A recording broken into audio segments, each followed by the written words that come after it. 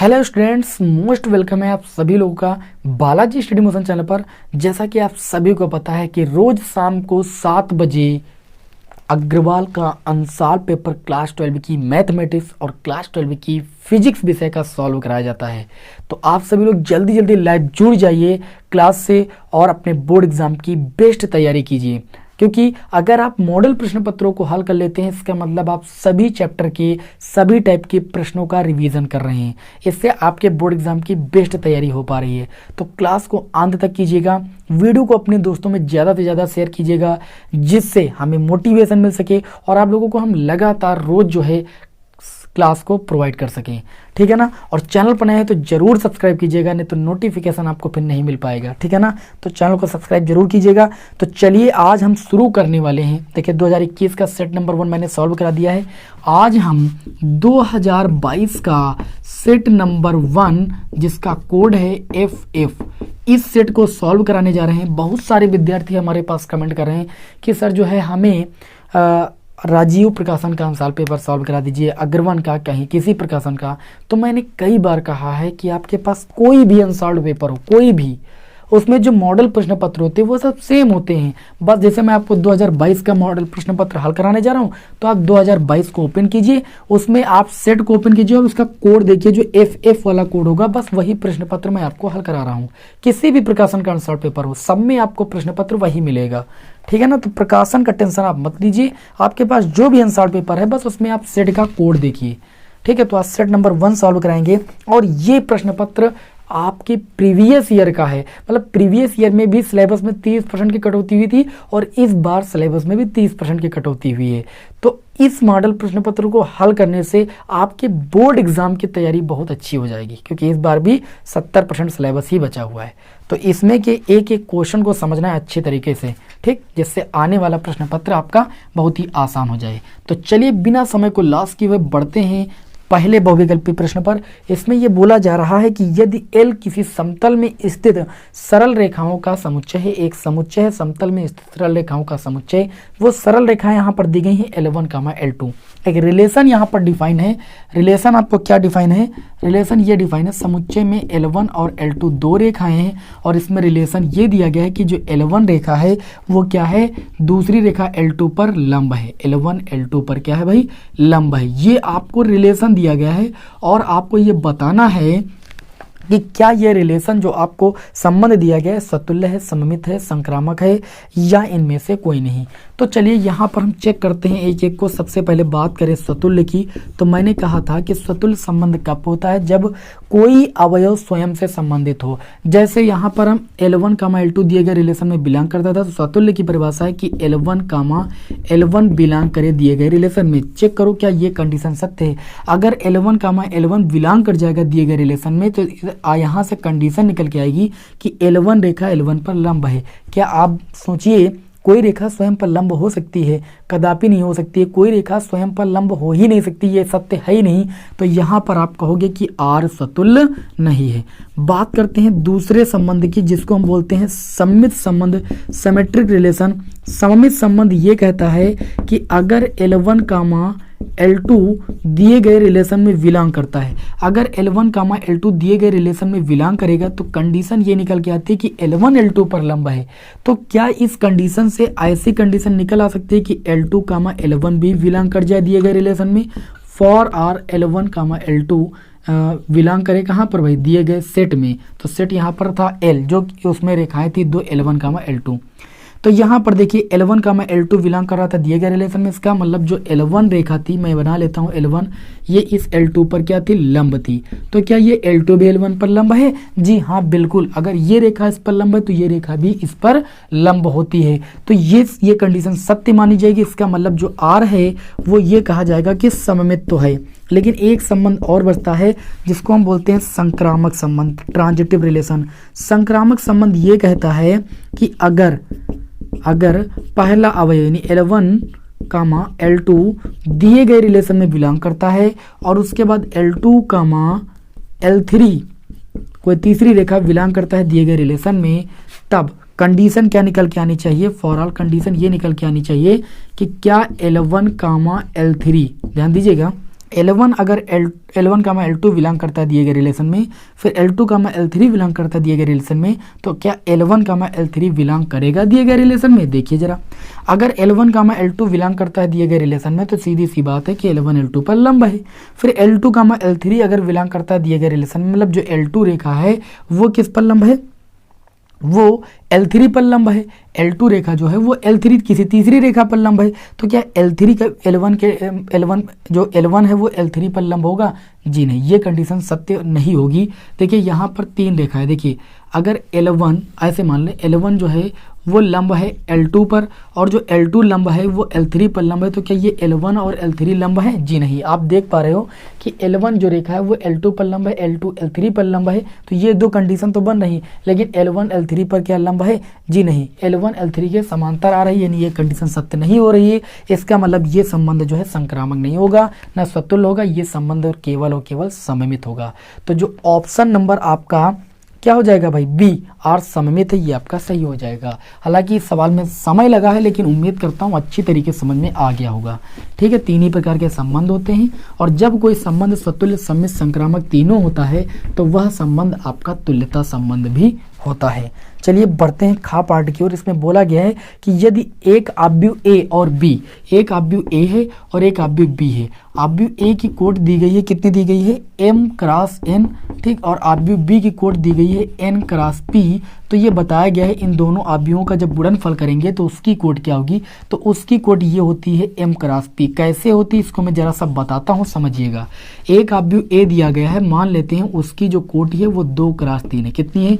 2 cross 3 है। 2 cross 3 का मतलब RC, मतलब रो की संख्या आपकी 2 है, तो रो की संख्या हम 1 - 1, ठीक है ना, और 0 कर देते हैं, और उसके बाद 0 1 -1 कर देते हैं। आप देखिए ये 2 क्रॉस 3 कोट का जो है ये आपका आव्यूह हो गया। ठीक, ध्यान दीजिएगा, ये m फिर क्रॉस n लिखा है। m यहाँ पर रो होती है और यहाँ n क्या है? कॉलम होते हैं।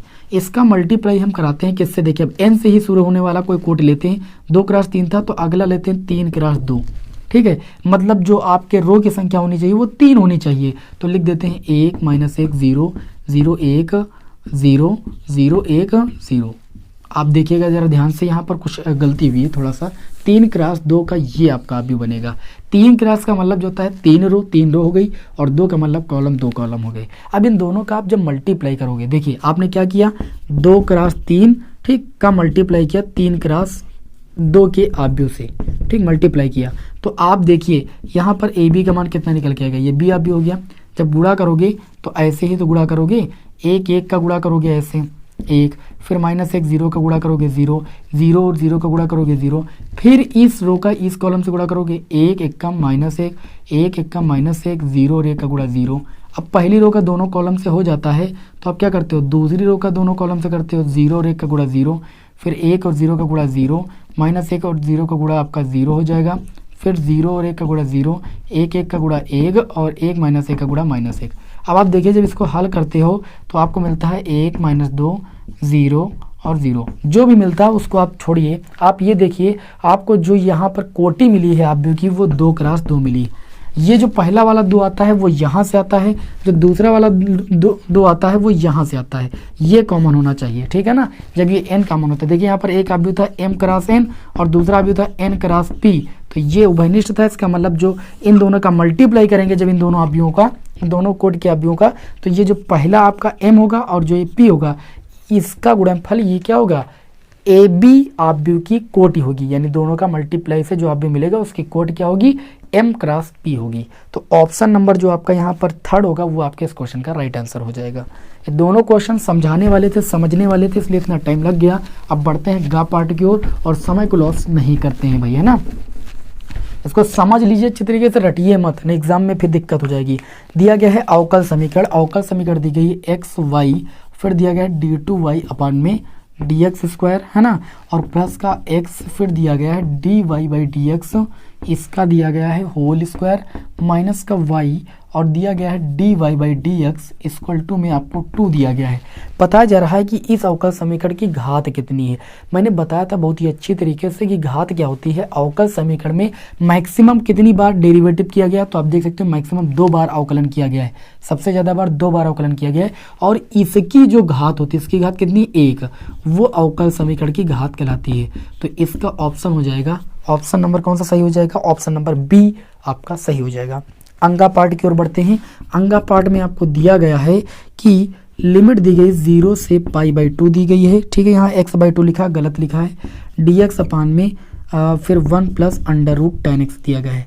निश्चित समाकलन में कईयों बार ऐसे क्वेश्चनों को सॉल्व किया, सॉल्व करने पर आपको जो वैल्यू मिलती है वो π/4 मिलती है। चलिए मैं आपको सॉल्व करा देता हूँ कैसे सॉल्व करना है। आई इक्वल टू इसको लिख सकते हो लिमिट 0 से π/2 और इसको देखिए ऐसे लिख सकते हो 1/1 प्लस √tan x को ले सकते हो √sin x अपान में √cos x dx। इसको हल करोगे, यहाँ पर इसको समीकरण 1 मान लेना, फिर हल करोगे लिमिट 0 से π/2 हो जाएगी। √cos x का गुणा 1 से हो जाएगा और √cos x ऊपर चला जाएगा, √cos x अपान में √cos x प्लस आपका sin x हो जाएगा dx। ठीक, इसको समीकरण 1 ना मानिए, यहाँ पर समीकरण इसको 1 मान लीजिए। आई बराबर ये माना गया, इसको समीकरण 1। अब यहाँ पर प्रगुण लगाएंगे, क्योंकि आप जानते हो कि लिमिट अगर 0 से a हो और fx dx कोई फलन लिखा होता है तो उसको लिख सकते हैं लिमिट 0 से a। जहाँ पर x होता है वहाँ अपर लिमिट जो होती है उससे इसको घटा के लिखा जा सकता है, ये प्रगुण होता है, सभी को पता है, मैंने कल की क्लास में भी आपको बताया था। तो इस प्रगुण का यूज करेंगे। जब इस प्रगुण का यूज करेंगे तो ये आई इक्वल टू आपका हो जाएगा लिमिट 0 से π/2। ये √cos x है तो ये हो जाएगा √cos x के स्थान पर अपर लिमिट जो है, अपर लिमिट से x को घटा के लिखते हैं। नीचे भी जहाँ पर x है वहाँ पर अपर लिमिट से x को घटा के लिखेंगे तो ये हो जाएगा cos 90 माइनस, यानी अपर लिमिट माइनस 90 मतलब π/2 प्लस √sin अपर लिमिट कितनी भाई π/2 माइनस का x, फिर यहाँ पर dx लिख देंगे।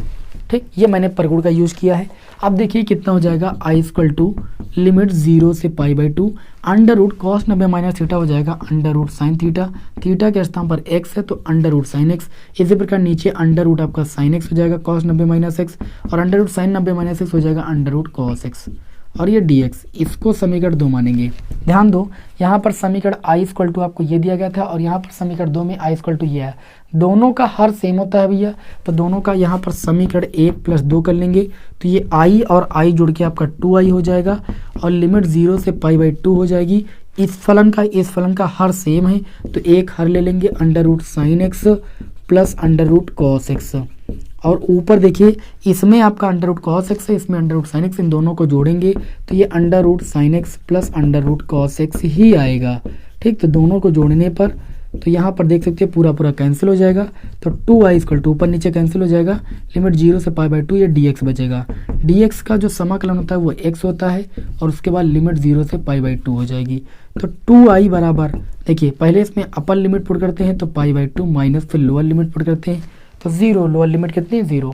अब ये 2 इधर जाएगा बटे में तो i बराबर आपका आ जाएगा π/4 जो कि ऑप्शन में आपको मिल रहा है। तो ऑप्शन में आप देख सकते हो यहाँ पर कौन सा है भैया ऑप्शन 2022 का सेट है भाई।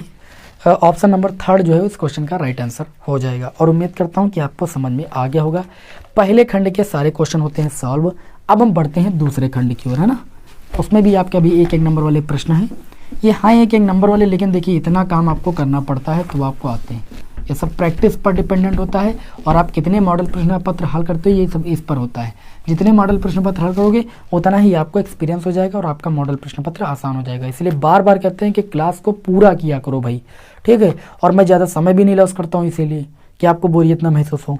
चलिए बढ़ते हैं दूसरे के खंड का की ओर। इसमें भी बहुविकल्पी ये बोला गया है कि एक फलन है, ध्यान से समझिएगा, एक फलन है such that real to real. ये रियल टू रियल डिफाइन, इसका मतलब फलन का जो प्रांत आएगा वो भी एक वास्तविक संख्या से आ जाएगा और जो सह प्रांत आएगा वो भी एक वास्तविक संख्या से आएगा। रियल टू रियल परिभाषित होने का मतलब प्रांत भी वास्तविक संख्या से और सह प्रांत भी वास्तविक संख्या से। आगे ये बोला गया है कि जो फंक्शन दिया गया है यानी f(x) का मान दिया गया है, फलन का मान दिया गया है वो x² दिया गया है। फॉर ऑल x बिलोंग करता है वास्तविक संख्या द्वारा परिभाषित है। तो फलन f है, एकाएकी है, आच्छादा की, ये चेक करना है। तो एकाएकी के लिए हम क्या करते हैं, जो f(x) x1 की वैल्यू होती है उसको fx2 की वैल्यू के बराबर दिखाते हैं। तो fx बराबर x स्क्वायर है तो fx1 बराबर कितना हो जाएगा x1 स्क्वायर, fx2 बराबर कितना हो जाएगा x2 स्क्वायर हो जाएगा। स्क्वायर से स्क्वायर दोनों पक्षों में हट जाएगा तो ये निकल के आ जाएगा x1 बराबर x2। एकाएकी में मैंने यही बताया था कि जब हम फलन की वैल्यू को बराबर दिखाते हैं और उनके अवयव की वैल्यू बराबर हो जाती है तो जो फलन होता है वो क्या हो जाता है, एकाएकी हो जाता है। तो यहाँ पर एकाएकी तो हो गया fx। उसके बाद ये बताया गया एकाएकी चेक करना बहुत आसान। आच्छादक की बात कही गई है तो आच्छादक में ये होता है कि जो आपका सेट ए हो और जो सेट बी हो तो सेट बी के सारे अवयव जो होने चाहिए, सह प्रांत में जो सारे अवयव होने चाहिए वो सेट ए के सभी अवयव से संबंधित होने चाहिए। हमने कहा कि जो ये फलन है वो रियल टू रियल डिफाइन है, मतलब सेट ए में भी वास्तविक संख्या है, जैसे मैं लिख दूं 1 -1 2 -2 सभी प्रकार की वास्तविक संख्या होती है, और सेट बी में भी यही होता है। तो सेट बी में 1 -1 2 -2 3 इस तरीके से संख्याएं आएंगी। अब देखिए सेट ए एफ एक्स का मान एक्स स्क्वायर, इसका स्क्वायर करेंगे तो हमको इसका प्रतिबिंब इसमें मिलना चाहिए। 1 का स्क्वायर 1 मिल जाएगा, -1 का स्क्वायर करेंगे तब भी 1 ही मिलेगा, लेकिन -1 जो सह प्रांत में स्थित है वो इस प्रांत में उपस्थित किसी भी अवयव का प्रतिबिंब नहीं है। आप देख सकते हो -1 किसी भी यहाँ पर जितने भी अवयव उपस्थित होंगे किसी भी संख्या का वर्ग कभी भी एक ऋणात्मक संख्या नहीं होती है। तो ये आपका इसी तरीके से यहाँ खाली रह जाएगा, -2 खाली रह जाएगा, जितनी माइनस की संख्या होंगी वो खाली रह जाएंगी। तो हम कहेंगे कि सह प्रांत में उपस्थित कई सारे ऐसे अवयव हैं जिनका जो कि प्रांत में उपस्थित अवयव का प्रतिबिंब नहीं है, जबकि आच्छादक ये कहता है कि सह प्रांत में जितने भी एलिमेंट उपस्थित हों उन सब का वो सब प्रतिबिंब हों प्रांत में उपस्थित अवयव का। तो यहाँ पर बहुत सारे अवयव रह जाते हैं जो कि प्रतिबिंब नहीं है, इसलिए ये फलन जो है आच्छादक नहीं है बल्कि क्या है, एकाएकी है। ठीक, आच्छादक ये नहीं है। और उम्मीद करता हूँ समझ में आ गया होगा। पिछले सेट में मैंने आपको ये बताया था एकाएकी आच्छादक के बारे में। चलिए आगे बढ़ते हैं। तो ये ऑप्शन नंबर 3 जो हो जाएगा इस क्वेश्चन का राइट आंसर हो जाएगा। चलिए बढ़ते हैं खा पार्ट की ओर, है ना। अब खा पार्ट में क्या बोला जा रहा है, खा पार्ट में ये बोला जा रहा है कि एक फलन है, ये भी आपका पहले ही चैप्टर से है। ये जो फलन है वो आपका रियल टू रियल डिफाइन है, मतलब प्रांत आएगा वास्तविक संख्या से और सह प्रांत भी वास्तविक संख्या आएगा। यहाँ पर एफ एक्स का मान दिया गया है, कितना दिया गया भाई, एफ एक्स का मान दिया गया है कॉस एक्स, और आपको दिया गया है दिया गया है G such that real to real, एक जी एक्स फंक्शन जो कि रियल टू रियल डिफाइन है, यानी प्रांत वास्तविक संख्या से और सह प्रांत वास्तविक संख्या से, और जी एक्स का मान आपको दिया गया है कितना भाई, एक्स स्क्वायर। तो ये बताया जा रहा है कि सिद्ध तुमको क्या करना है, सिद्ध करना है कि जो फॉग की वैल्यू यानी कंपोजिशन ऑफ फंक्शन, फॉग की वैल्यू जो है वो गॉफ की वैल्यू के बराबर नहीं, ये चीज़ सिद्ध करना है। तो सबसे सिंपल है, आप फॉग लोगे पहले LHS लेने पर, राइट हैंड साइड लेने पर, LHS लेने पर, तो फॉग का मतलब होता है फलन ऑफ, ओ का मतलब ऑफ होता है, फिर जी लिखा है तो इसका मतलब GX, फलन ऑफ किसका मतलब GX का, तो GX लिख देंगे। ठीक, अब ये आपका देखिए एफ एक्स के टाइप का हो गया, एफ एक्स बराबर कॉस एक्स है, तो देखिए पहले एफ GX का मान रख देंगे, GX का मान कितना है एक्स स्क्वायर, तो ये हो गया एक्स स्क्वायर। अब देखिए एफ एक्स के टाइप का हो गया, एक्स के स्थान पर केवल एक्स स्क्वायर है, तो जब एफ एक्स बराबर कॉस एक्स था तो यहाँ एक्स था, अब एफ एक्स स्क्वायर हो गया तो ये हो जाएगा कॉस एक्स स्क्वायर, यहाँ एक्स था तो यहाँ एक्स था, यहाँ एक्स स्क्वायर तो ये एक्स स्क्वायर हो गया, ये LHS की वैल्यू आ गई। इसी प्रकार हम RHS की वैल्यू लेंगे, RHS लेने पर, RHS लेंगे, RHS में है गॉफ, गॉफ का मतलब G ऑफ एफ एक्स, यही तो होगा। चलिए तो ये हो जाएगा G ऑफ एफ एक्स की वैल्यू कितनी है आपकी, कॉस एक्स है। अब ये बन गया आपका भैया इस टाइप से GX के टाइप का, तो यहाँ जब GX था तो फलन का मान एक्स स्क्वायर था, और G cos x होगा तो अब x के स्थान पर cos x हो गया बस, तो यहाँ x था तो एक्स स्क्वायर, यहाँ cos x है तो ये हो जाएगा cos x का होल स्क्वायर, इसका मतलब cos स्क्वायर x। जब cos x का स्क्वायर करेंगे तो cos स्क्वायर x आएगा, ये स्क्वायर थीटा पर नहीं आता बल्कि यहाँ पर आता त्रिकोणमितीय अनुपात पर, cos स्क्वायर x। अब आप क्या देखिए यहाँ पर जो LHS की वैल्यू आई है cos x स्क्वायर और RHS की वैल्यू है cos स्क्वायर x, ये बराबर है नहीं, तो आप कहोगे इसलिए LHS not equal to RHS, और आपको इस क्वेश्चन में यहाँ पर यही चीज़ केवल भैया प्रूफ करनी थी। ओके, उम्मीद करता हूँ अच्छी तरीके से सवाल समझ में आ गया होगा। अब हम बढ़ते हैं अगले क्वेश्चन की ओर। हमारा गा पार्ट क्या कहता है, गा पार्ट ये कहता है भैया कि कॉट इनवर्स -1/√3 का मान, मुख्य मान क्या होगा। मुख्य मान निकालने के लिए हम क्या करेंगे, मान लेंगे कि कॉट इनवर्स -1/√3 बराबर थीटा मान लीजिए, वाई मान लीजिए, आप कुछ भी मान लीजिए। ये कॉट इनवर्स उधर जाएगा तो -1/√3 बचेगा, बराबर ये आपका हो जाएगा कॉट थीटा। कॉट इनवर्स उधर जाएगा, इनवर्स हट जाएगा, कॉट थीटा हो जाएगा, और -1/√3 के स्थान पर माइनस कॉट, ये कॉट कितने की वैल्यू है, कॉट π/3, कॉट 60 की वैल्यू 1/√3 होती है। आगे माइनस लगा, वैसे लिख दिया मैंने, और इक्वल टू आपका कितना हो जाएगा, ये कॉट थीटा हो जाएगा। माइनस कॉट थीटा जो होता है वो कॉट 180 माइनस थीटा के बराबर होता है। ये आप सभी लोगों ने क्लास 10th में चतुर्थांश में पढ़ा है। तो यहाँ पर देखिए माइनस कॉट थीटा के रूप का लिखा था, इसको मैंने कॉट 180 माइनस थीटा के रूप में लिख लिया। इसको हल करेंगे तो कॉट देखिए 3 पाई से 1 पाई जाएगा तो ये 2 पाई/3 बच जाएगा, इक्वल टू ये आपका हो जाएगा कॉट थीटा। कॉट दोनों बच्चों में हट जाएगा, आपको काटना नहीं तुलना करने पर। थीटा की वैल्यू यहाँ पर कितनी निकल के आ जाएगी, 2 पाई/3, ठीक है ना। यही आपका मुख्य मान हो जाएगा। तो इस क्वेश्चन का जो राइट आंसर हो जाएगा ऑप्शन नंबर 3 हो जाएगा। आगे बात करते हैं, यहाँ पर एक अंगा नंबर क्वेश्चन दिया गया, जो कि अंगा नंबर से पहले घा नंबर दिया गया, इसको यहाँ पर देख लेते हैं। घा नंबर में देखते हैं क्या दिया गया है, फिर अंगा नंबर देखते हैं जो कि सदिश बीजगणित का क्वेश्चन है। तो अंगा नंबर में दिया गया है कि एक यहाँ पर दिया गया है फलन दिया गया है, फलन f(x) बराबर आपको दिया गया है माड x, और बताया जा रहा है कि x बराबर 0 पर सतत है, ये आपको सिद्ध करना है। बहुत ही इंपॉर्टेंट प्रश्न है। देखिए सबसे पहले तो मॉड x की परिभाषा क्या होती है, परिभाषा ये जान लीजिए। मॉड x की परिभाषा होती है, मॉड x की वैल्यू प्लस x होगी कब, जब x की वैल्यू क्या होगी, ग्रेटर देन इक्वल टू 0 होगी, और मॉड x की वैल्यू माइनस, मॉड x का मतलब प्लस भी x होता है, माइनस भी x होता है। जब मॉड x की वैल्यू प्लस x होती है, इसकी परिभाषा है, तो x की वैल्यू 0 से ग्रेटर होती है या इक्वल होती है, और जब मॉड x की वैल्यू माइनस x होती है तो x की वैल्यू लेस देन क्या होती है, 0 होती है। ये इसकी परिभाषा होती है। तो यहाँ पर जब हम फलन की वैल्यू निकालेंगे, यानी x बराबर 0 पर निकालेंगे, तो f(x) का मान x होगा, क्योंकि x बराबर 0 इक्वल पर आपका फलन x है, और x के स्थान पर 0 पुट करेंगे तो f(0) की वैल्यू कितनी आ जाएगी, 0। सबसे पहले क्या करते हैं, उस लिमिट पर फलन की वैल्यू ज्ञात करते हैं, फिर LHL यानी लेफ्ट हैंड लिमिट निकालते हैं, फिर RHL निकालते हैं। जब फलन की वैल्यू लेफ्ट हैंड लिमिट और राइट हैंड लिमिट तीनों बराबर होते हैं, तब वो फलन क्या होता है, सतत होता है। क्योंकि x बराबर 0 पर हमें दिखाना है कि फलन सतत है, तो सबसे पहले x बराबर 0 पर मैंने फलन की वैल्यू निकाली। आप क्या करेंगे, LHL की वैल्यू निकालेंगे, तो लगाएंगे सूत्र लिमिट, क्या लगाएंगे भाई, x टेंड टू 0 माइनस, मतलब 0 से हल्की कम वैल्यू पर हम इस f(x) का मान निकालेंगे। तो limit x tend to 0 minus, f(x) का मान 0 से कम वैल्यू पर f(x) का मान कितना है भाई, -x है, और जैसे x के स्थान पर आप 0 पुट करोगे तो -0 का मतलब 0। फिर आप RHL निकालोगे, left hand limit right hand limit निकालोगे, तो लिमिट आपका हो जाएगा x टेंड टू 0 प्लस, यानी 0 से हल्की बड़ी वैल्यू पर, ठीक। तो 0 से हल्की बड़ी वैल्यू के लिए जो आपका फलन है वो कितना है आपका, limit x tend to 0 plus f(x) की वैल्यू कितनी, 0 से हल्की बड़ी वैल्यू पर जो फलन का मान है वो x है। जैसे x के स्थान पर 0 पुट करोगे 0 आ जाएगा। लिखोगे कि चूंकि LHL बराबर RHL बराबर मतलब फलन की वैल्यू उस लिमिट पर, f(0) का मतलब जो है x बराबर 0 पर फलन की वैल्यू। आप देख रहे हो तीनों की वैल्यू 0 0 0 है, यानी बराबर है, इसलिए हम कहेंगे कि जो ये फलन है वो हमारा x बराबर 0 पर सतत है, और यही चीज़ हमें सिद्ध करनी थी।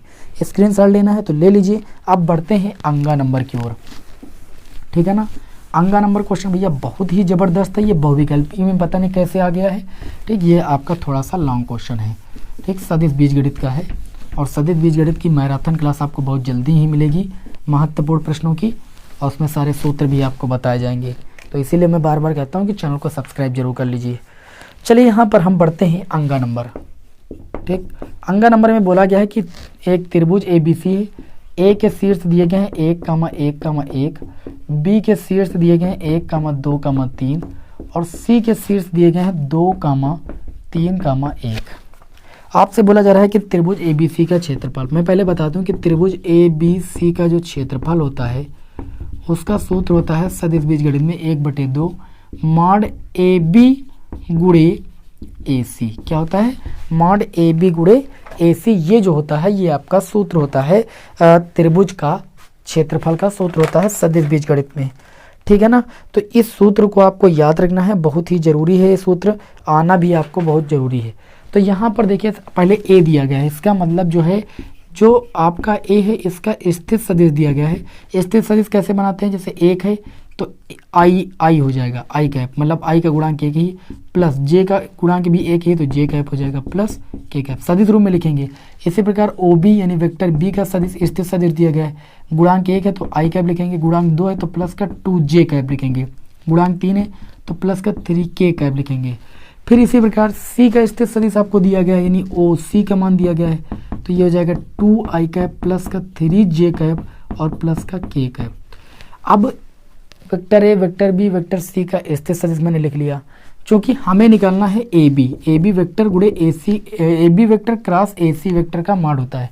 तो ए बी का मान जब भी निकालते हैं आपको सभी को पता है कि ओ बी के स्थिर सदिश से ओ ए का स्थिर सदिश घटाते हैं, जो पीछे होता है उससे हम क्या करते हैं आगे के स्थिर सदिश से घटा देते हैं। ओ बी की वैल्यू कितनी है आप देख सकते हो आई, ठीक, आई से आई जाएगा तो ये जीरो आई बचेगा। फिर देखिए ओ बी से ओ ए घटा रहे ना, टू जे से हम जे घटाएंगे तो ये प्लस का जे कैप बचेगा, और थ्री के से के को घटाएंगे तो प्लस का टू के कैप बचेगा। तो ये ए बी वेक्टर की वैल्यू आ गई।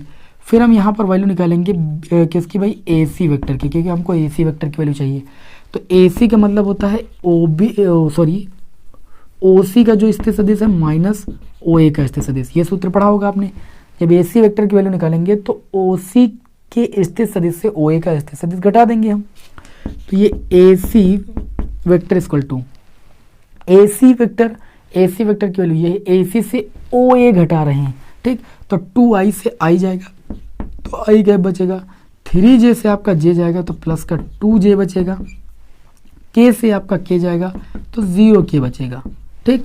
अब हमको चाहिए यहाँ पर ए बी क्रॉस ए सी, तो निकालेंगे पहले ए बी क्रॉस ए सी, उसके बाद उसका मान निकालेंगे। क्रॉस प्रोडक्ट करने के लिए हम यहाँ लिखते हैं आई जे के।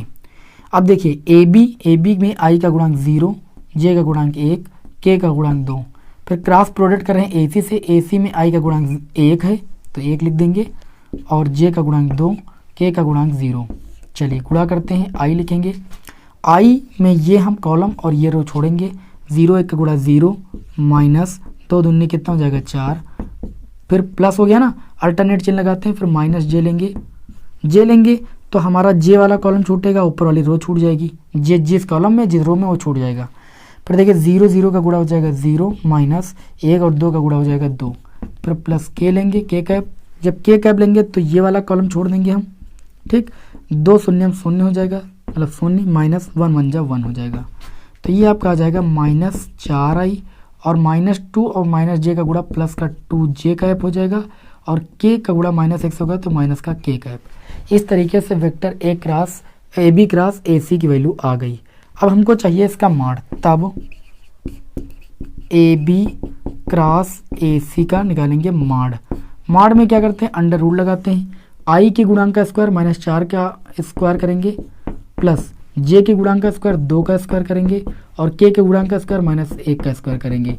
इस तरीके से आपका कितना आएगा देख सकते हैं यहाँ पर, माइनस चार का स्क्वायर कितना हो जाएगा 16, और दो का स्क्वायर कितना हो जाएगा 4, और माइनस एक का स्क्वायर 1, 16 4 20 एक कितना हो जाएगा 21, अंडर रूट आपका 21 हो जाएगा।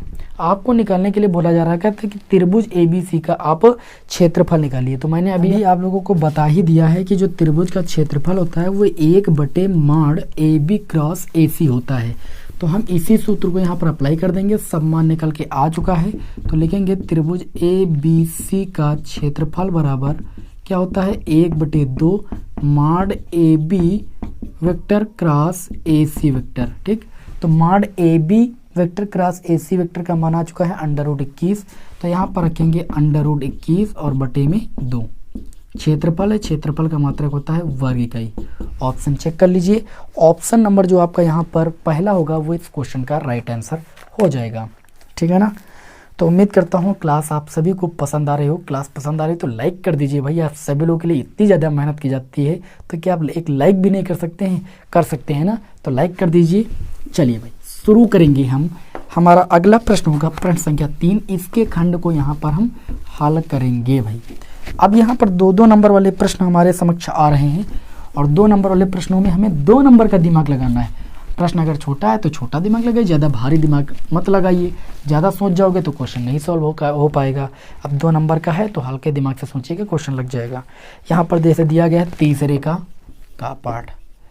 के का पार्ट में दिया गया है y माइनस का x d y by d x, है ना, और उसके बाद दिया गया है ए ब्रैकेट में वाई स्क्वायर प्लस कितना दिया गया है d y by d x, ये दिया गया। ये एक अवकल समीकरण है जिसको क्या करना है, आप सभी को हल करना है। बहुत ही सिंपल लैंग्वेज में इसे हल कराता हूँ। देखिए मैंने आपको कराया भी है।